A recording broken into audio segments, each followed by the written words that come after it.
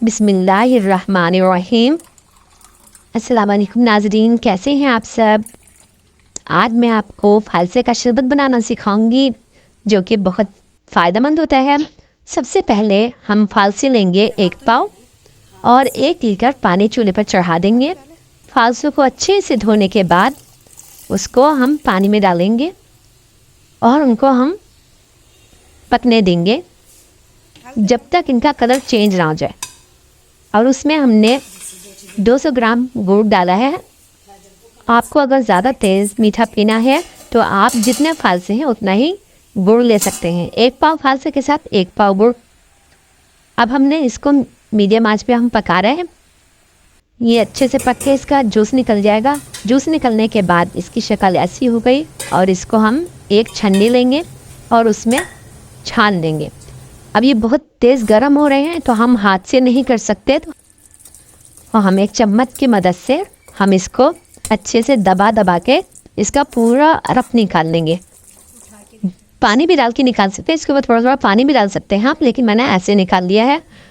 اب دیکھیں اس کی شکل ایسی ہو گئی ہے، کیونکہ اس میں گڑ ڈالا تھا، گڑ کی شکل ایسی ہو جاتی ہے۔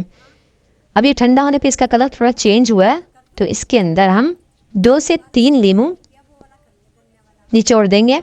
اچھے سے نچوڑیے گا، آپ 4-5 بھی کر سکتے ہیں، لیکن 3 لیمن اتنے فالسے کے لیے کافی ہوتا ہے۔ کھٹا میٹھا بنے گا، بہت ٹیسٹی بنے گا۔ نچوڑنے کے بعد ہم اس کی شکل دیکھیے اور اس کے اندر ہم نے برف ڈالی ہے۔ برف ڈال کے اس کو چلا لیجئے، خوب اچھا سا ٹھنڈا ہو جائے گا یہ۔